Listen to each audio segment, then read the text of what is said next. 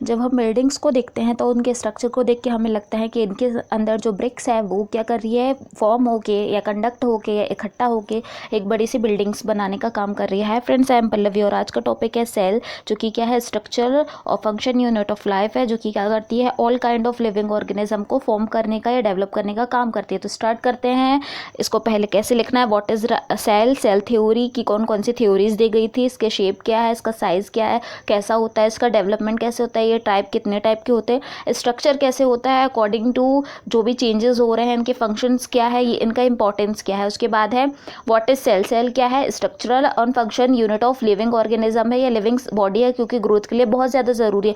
अगर cell division हो रहा है, क्योंकि ये छोटी छोटी ब्रिक्स लाइक स्ट्रक्चर है जो फॉर्म करती है, सबसे पहले एक सेल मिलकर क्या बनाएगी, टिश्यू, उसके बाद बनाएगी ऑर्गन, ऑर्गन से बनेगा पूरा ऑर्गन सिस्टम और पूरा ऑर्गेनिज्म बनेगा। मतलब ये एक फ्लो में चलता है, एक छोटी छोटी जैसे ईंट रहती है वो बिल्डिंग का फॉर्म करती है, सिमिलरली सेल अपना काम करती है। क्विक में क्या है, क्विक में रॉबर्ट हुक ने 1665 में सबसे पहले सेल को डिस्कवर किया था स्लाइस ऑफ कॉर्क में, जो कि डेथ सेल थी। एंटोन बॉर्न ने किया था 1675 में लिविंग ऑर्गेनिज्म, मतलब लिविंग जो भी था उसमें किया था कि कैसे उसका ग्रो हो रहा है। रोटफर ने बताया था, प्रपोज किया था कि जितनी भी सेल्स है वो कहाँ से आई है, उनके प्री एग्जिस्टेंस से आई है। उसके बाद अचीवमेंट्स क्या है, मिशर 1869 ने डिस्कवर किया था कि न्यूक्लिक एसिड किसमें प्रेजेंट है, ह्यूमन पस सेल में, मतलब जो भी पस है वो उसके अंदर क्या न्यूक्लिक एसिड फॉर्म है जो कि डीएनए में होता है।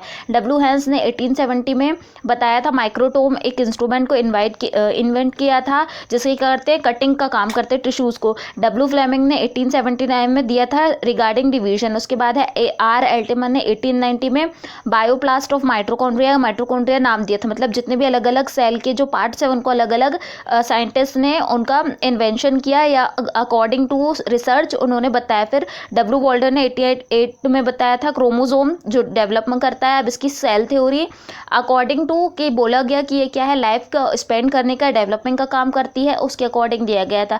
टू सेल थ्योरीज है, एक ओल्ड एक मॉडर्न। तो ओल्ड दी थी फर्स्ट फ्रेंच साइंटिस्ट HI ड्यूरोचेट ने 1824 में, उसको थोड़ा सा चेंज करके फिर 1838 में आई थी। और मॉडर्न सेल थ्योरी 1885 में आई थी। उसके बाद है all cells arise from pre existing cells, मतलब जो भी सेल्स आई है, जैसे हम बोलते हैं कि ह्यूमंस का डेवलपमेंट मंकीज के एरा से डेवलपमेंट हुआ, सेम कंडीशन सेल्स का बताया। एक्टिविटीज जो हो रही है वो क्या कर रही है, कंस्टिट्यूट सेल्स से हो रही है, मतलब जो भी सेल्स के ऑर्गेनिज्म बने उनसे। All cells are basically identical in their chemistry, जितनी भी सेल है, ह्यूमन एनिमल जितनी भी सेल्स है उनकी जो केमिस्ट्री है सिमिलर है, बट फिजिकल थोड़ा डिफरेंट है, ऐसा बताया था।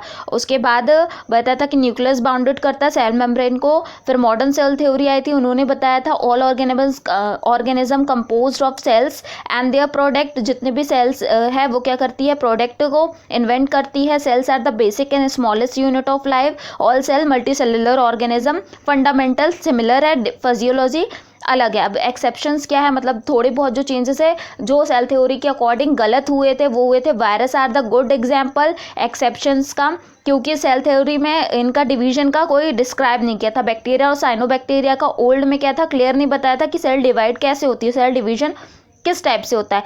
शेप एंड साइज, तो इनका शेप चेंजेबल रहता है, रेक्टेंगुलर, सिलेंड्रिकल, ओवल, क्योंकि ये इरेगुलर है तो ये चेंज होता रहेगा। उसके बाद पॉली या सर्कल, नीडल लाइक स्ट्रक्चर भी हो सकता है। उसके बाद है अकॉर्डिंग टू साइज न्यूक्लियोसाइटोप्लाज्मिक और ratio surface area of the volume of the cell. तो जो न्यूक्लियोसाइटोप्लाज्मिक होती है वो साइटोप्लाज्मिक रेशियो के अकॉर्डिंग, मतलब कितना रेशियो 0.7 न्यूक्लिक एसिड्स का, और रेशियो सरफेस मतलब उसका वॉल्यूम कितना है 1 सेंटीमीटर 4 सेंटीमीटर में, उसको इस टाइप से मेजर कर सकते हैं। उसके बाद क्विक में है the length of ostrich bird जो है उसका लार्जेस्ट सेल है। द स्मॉलेस्ट सेल माइकोप्लाज्म का है जिसका साइज है about 10 mm in a size. Longest cell in a human body is the neuron, मतलब 90 सेंटीमीटर इसका मेजरमेंट किया गया है।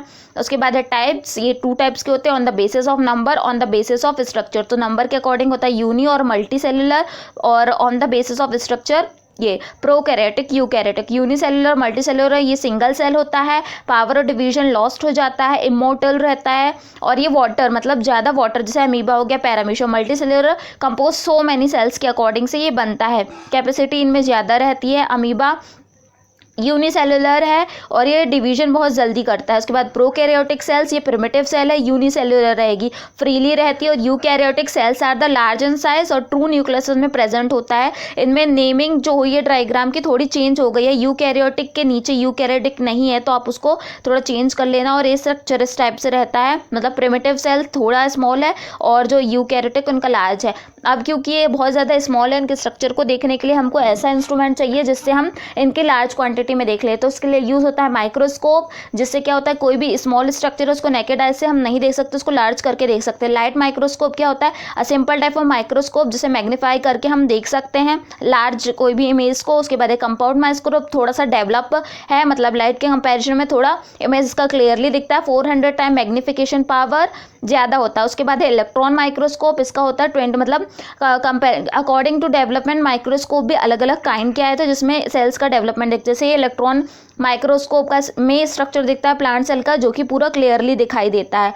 उसके बाद है स्ट्रक्चर ऑफ ऑर्गेनेल, क्योंकि इसको पूरा एक वीडियो में डिस्क्राइब नहीं कर सकते इसलिए मैंने सिर्फ इसमें पॉइंट्स बताए हैं, जैसे कि cell membrane, nucleus, cell wall, cytoplasm, cytoskeleton, lysosome, mitochondria, centriole, plasmid, centriole, Golgi body. इनके अलग अलग फंक्शंस होते हैं और ये अपना फंक्शन प्रॉपरली करते हैं और पूरी सेल को चलाने का काम करते हैं। उसके बाद पूरी सेल्स का फंक्शन क्या है, प्रोवाइड स्ट्रक्चर एंड सपोर्ट। ये क्या करती है, पूरी बॉडी को सपोर्ट और स्ट्रक्चर देती है। फैसिलिटेट ग्रोथ हो, माइटोसिस डिवीजन के अकॉर्डिंग क्या होता है, ग्रोथ होती है, चाहे वो प्लांट हो या कोई भी लिविंग ऑर्गेनिज्म हो। जब डिवीजन होता है तो उसमें ग्रोथ आ जाती है। पैसिव एक्टिव ट्रांसपोर्ट, जितना भी कैल्शियम, पोटेशियम सर्कल चल रहा है या वाटर का ट्रांसपोर्ट हो रहा है इन सेल्स के थ्रू ही होता है, क्योंकि ब्रेन या स्टमक में जो भी स्ट्रक्चर है वो सेल से फॉर्म हुआ है।